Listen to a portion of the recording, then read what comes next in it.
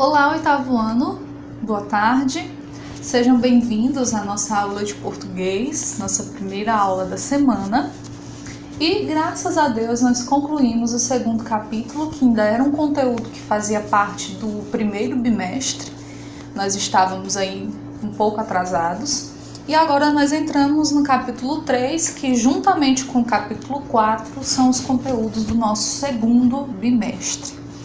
O capítulo 3 vocês irão encontrar na página 94, tá? Então abram o livro de vocês, por favor, na página 94.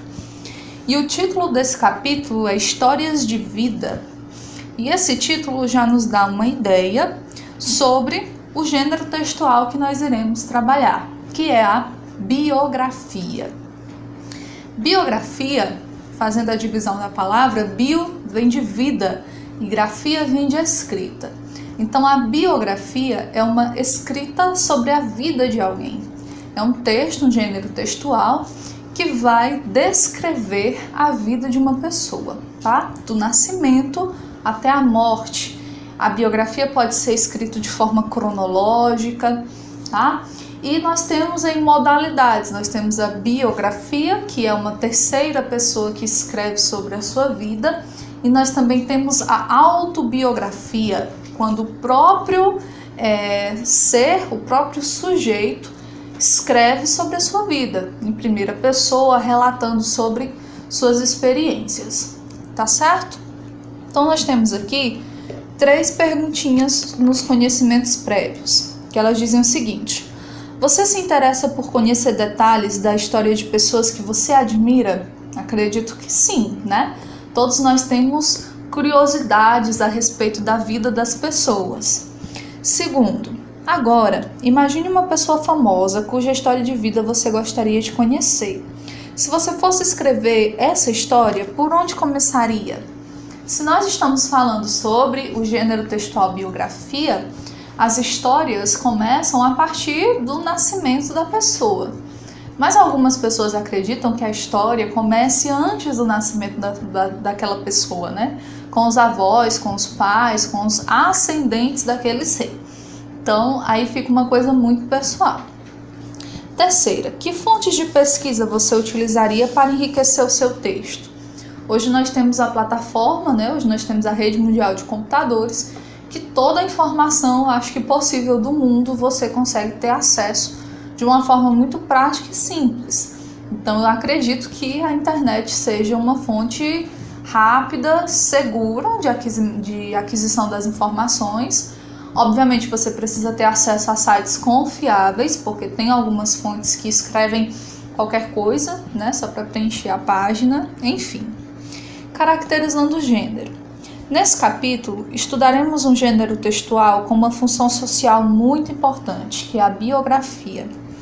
Como se trata do relato da vida de uma pessoa, esse gênero contribui bastante para ampliarmos o nosso conhecimento sobre a pessoa biografada. Normalmente, alguém com uma trajetória de vida relevante, que merece ser relatada. Neste capítulo, os textos que selecionamos trazem exatamente 2 homens cuja vida foi muito interessante: Fernando Pessoa e Che Guevara. Vamos conhecê-los? Então nós passamos aqui da abertura, conteúdo que nós vamos estudar neste capítulo: as características e funções da biografia, as vozes verbais, o agente da passiva e as palavras parônimas. Na página 96 nós temos o primeiro momento, o texto de abertura desse capítulo, que vai falar sobre Fernando Pessoa, certo?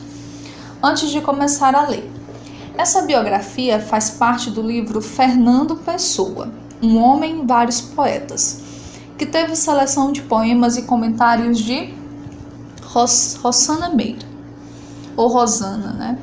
O livro compõe a coleção O Autor e Sua Obra, e tem como objetivo trazer ao leitor textos de poetas clássicos da literatura. Com linguagem acessível e buscando alcançar o público jovem, o texto que você vai ler busca reavivar o prazer da leitura com um olhar sobre a vida de um dos maiores poetas de língua portuguesa, ok? Então, a biografia que vocês lerão, juntamente comigo neste momento, ela está dividida em algumas seções. A primeira seção começa na página 96 e traz o homem, ou seja, são informações realmente pessoais de Fernando Pessoa. Na página 97 nós temos a seção A Obra. Nessa seção nós vamos começar a ver quais foram as obras, ou quais foram as obras mais importantes, quais foram os gêneros, digamos assim, que Fernando Pessoa conseguiu trabalhar, conseguiu expor. E na página 98, nós vamos passar para as pessoas, os poetas que foram criados pelo Fernando Pessoa. A gente vai falar um pouquinho a respeito de Alberto Caeiro, Álvaro de Campos e Ricardo Reis. Certo? Então, começando pelo homem, começando aí pela vida realmente pessoal de Fernando Pessoa. No dia 13 de junho de 1888, em Lisboa, nascia Fernando Antônio Nogueira Pessoa, filho de Joaquim Seabra Pessoa e Maria Madalena Nogueira Pessoa. Aos 5 anos de idade, fica órfão de pai. A mãe casa-se 2 anos depois com o comandante João Miguel Rosa, com quem vai morar em Durban, África do Sul. Lá, Fernando Pessoa conclui a formação básica em uma instituição católica irlandesa. Ainda no período escolar, Pessoa demonstra grande habilidade com as letras, o que veio a influenciar sua vida posteriormente. Além de um dos mais importantes poetas de língua portuguesa, ele foi editor, astrólogo, publicitário, jornalista, empresário, tradutor e crítico literário. Ganha destaque na escola pelos seus escritos, chegando mesmo a receber algumas premiações estudantis. Tal aptidão, no entanto, não assegura confiança nas relações interpessoais. É tímido, solitário e introspectivo. Será através da criação dos seus heterônimos que Fernando Pessoa libertará sua necessidade de diálogo. Seus primeiros poemas datam de 1901, escritos em inglês. Pessoa cursou a Faculdade de Letras de Lisboa, abandonando o curso em 1907. Publicou estudos e críticas na revista Águia e fundou a revista Orfeu, tida como marco inicial do modernismo português. Nessa última, publicou, com o heterônimo de Álvaro de Campos, os poemas Opiário e Ode Triunfal, que foram bastante criticados na época. Em 1935, Pessoa começa a apresentar sérios problemas de saúde, provavelmente consequência do consumo excessivo de álcool, vindo a falecer prematuramente em 30 de novembro desse mesmo ano. Ok? Então, nesse tópico do homem, que trata mais das relações, realmente mais das informações mais pessoais de Fernando Pessoa, percebam que a gente não tem tantos adjetivos, por assim dizer. Nós temos informações mais gerais, porque um tópico da vida dele chama bastante atenção. Apesar de ser uma pessoa que tinha grande habilidade na escrita, na produção dos textos, ele era extremamente reservado, tímido, introspecto. Ou seja, uma pessoa que ficava ali muito consigo mesmo, com seus próprios pensamentos, que não costumava se expressar. E talvez essa seja a grande motivação de Fernando Pessoa para escrever com base nos seus heterônimos, que nós vamos ver um pouquinho mais na frente, tá? A obra, página 97. A obra de Fernando Pessoa é extensa e considerada uma das mais significativas da língua portuguesa. Classificado por muitos como modernista, sendo um dos fundadores do modernismo português, Pessoa não pode ser entendido apenas por esta rotulação literária. Do conjunto de sua obra destacam-se as poesias assinadas com heterônimos. Aí vamos tirar logo aqui a dúvida sobre essa palavrinha. Nós temos o dicionário ao lado da página 97. Heterônimo, um personagem fictício criado por escritores. Então, Fernando Pessoa, no momento de escrever seus textos, ele comumente deixava de assiná-los como Fernando Pessoa. Ele assinava como se fosse uma outra pessoa. Ele mesmo criava uma outra personalidade e era, entre aspas, dessa personalidade as palavras que eram escritas. Então ele se expressava através de uma outra pessoa, de uma outra personalidade. Sendo eles Alberto Caeiro, Álvaro de Campos, Ricardo Reis e o menos conhecido Bernardo Soares. Essas obras, escritas com o nome de outras pessoas, demonstravam influências de outras vertentes literárias, como o classicismo. Em vida, publicou apenas um livro de poesia em língua portuguesa, como Fernando Pessoa. Todos os demais ele fazia assinaturas dos seus heterônimos. O livro Mensagem, de 1934. Essa obra, de teor patriota, reúne vários poemas sobre grandes personagens históricos portugueses. As demais composições, que compreendem textos críticos, teóricos e filosóficos, cuja temática diversifica-se em religião, esoterismo, misticismo, maçonaria, crítica literária, existência e identidade. Foram divulgadas de maneira esparsa, ou seja, foram bem espalhadas, boa parte nas revistas literárias, a exemplo da Orfeu, precursora do movimento modernista em Portugal, em periódicos ou em colaborações como colunista em jornais da época. Outros escritos pessoanos foram reunidos postumamente, ou seja, depois da sua morte, visto que nosso poeta armazenava bastante material avulso, pois, segundo ele mesmo, todos os seus escritos foram inacabados, ok? Nós temos aqui a palavra classicismo, que nós passamos um pouquinho por ela. Diz o seguinte: o que é o classicismo? A doutrina ou tendência que se funda no respeito da tradição clássica e tem como característica os ideais da antiguidade greco-latina. O espaço que eu mencionei para vocês e postumamente posterior à morte. Então, um homem reservado que escreveu uma obra densa, mas que ficou muito espalhada, muito diversa, por ter sido publicada em diversos canais, em locais diferentes. E boa parte dessa obra só foi conhecida depois da sua morte. Página 98. Várias faces. Então, como foi dito anteriormente, Fernando Pessoa, no momento de escrever os seus textos literários, ele às vezes, quase sempre fazia o uso dos heterônimos, tá? Então nós vamos conhecer agora quais eram esses heterônimos e quais eram as características deles, tá? Que eram como se fossem identidades, pessoas diferentes. Então, se eram pessoas diferentes, tinham também características de escrita diferentes. Várias faces. Os poetas criados por Fernando Pessoa ultrapassam os limites da mera atribuição autoral e se constituem personagens inteiros, cuja profissão, ideologia, princípios, conflitos e histórias de vida são bem demarcados. Ele não criava só um nome para escrever os poemas, ele criava personalidades diferentes, pessoas mesmo, para se, entre aspas, apropriar da identidade delas.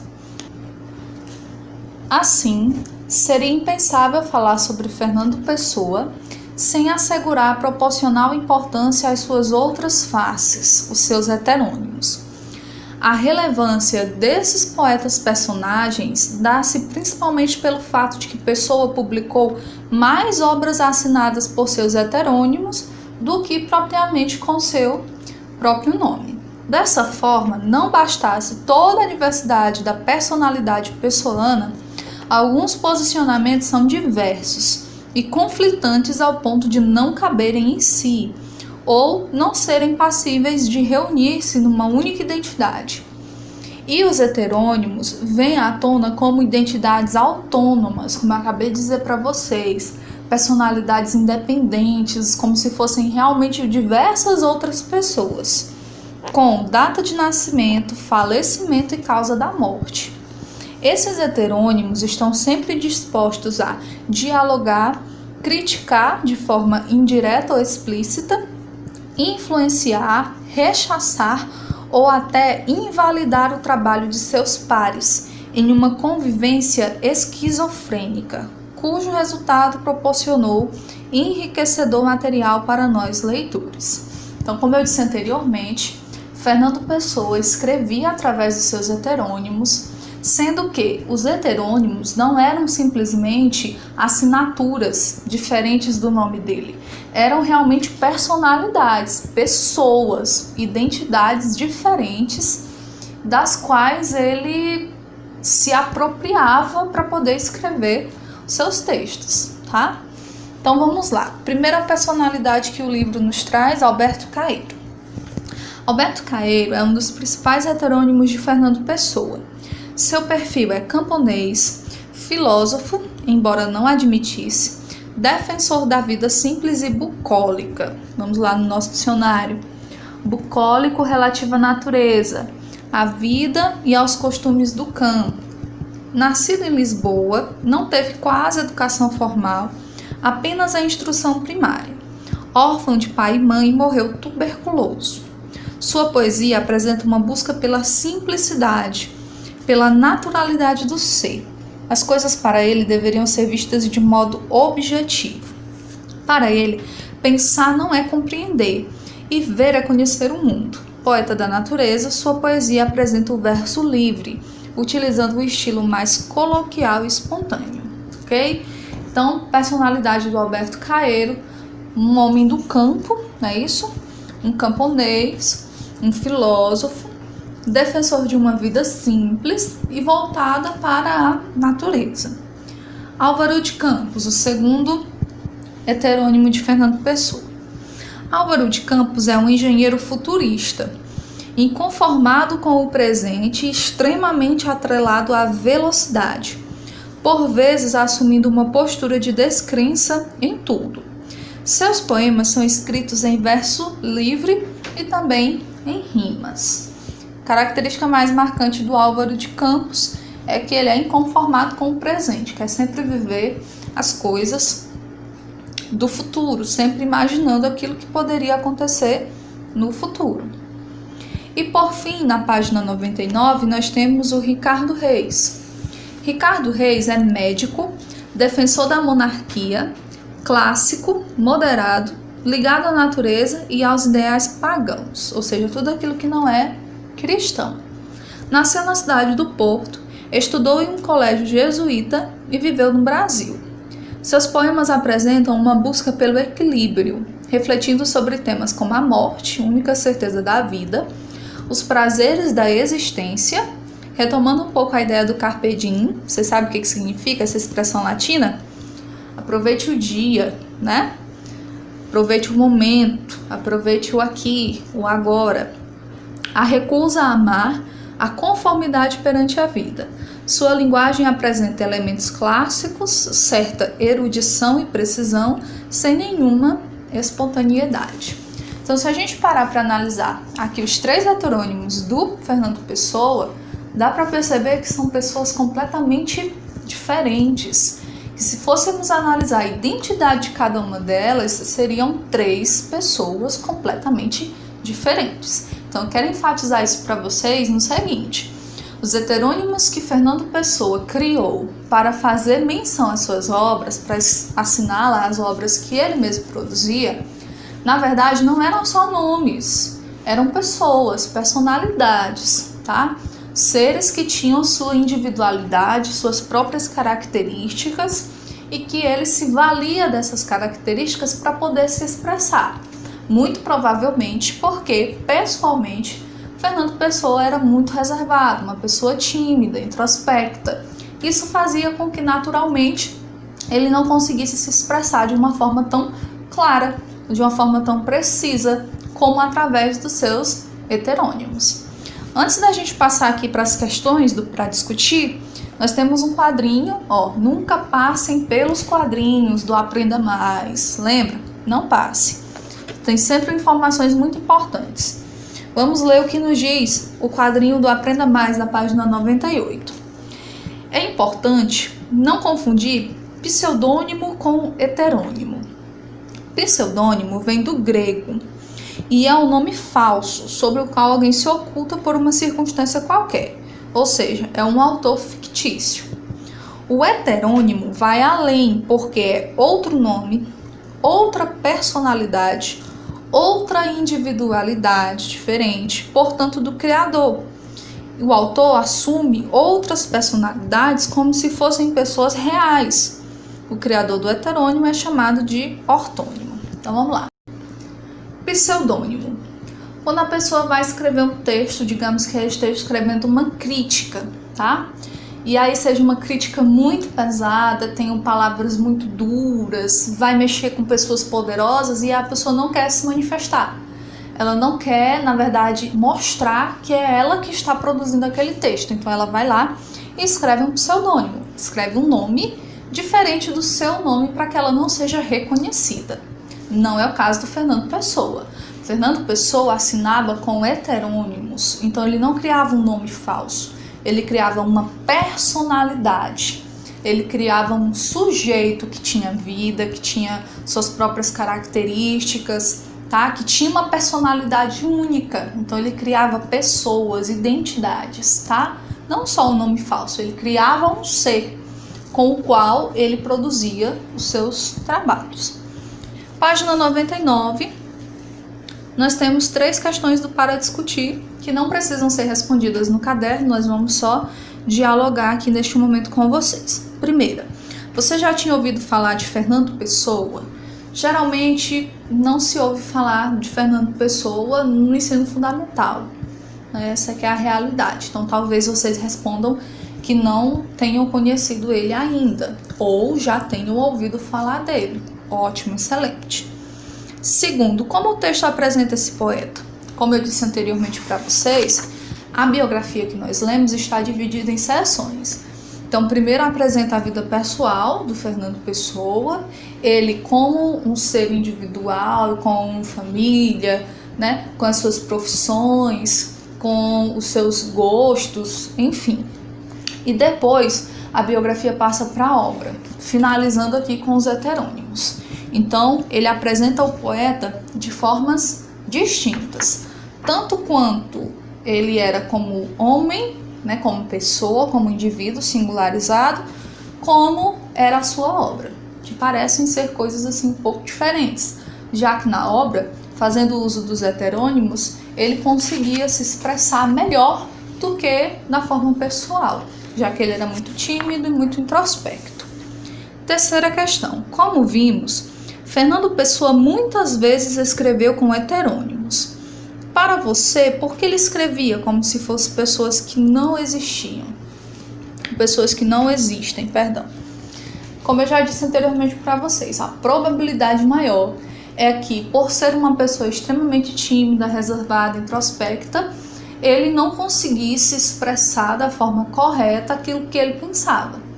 Não conseguia se expressar por ele mesmo. E aí seria necessário o uso dos heterônimos, ok?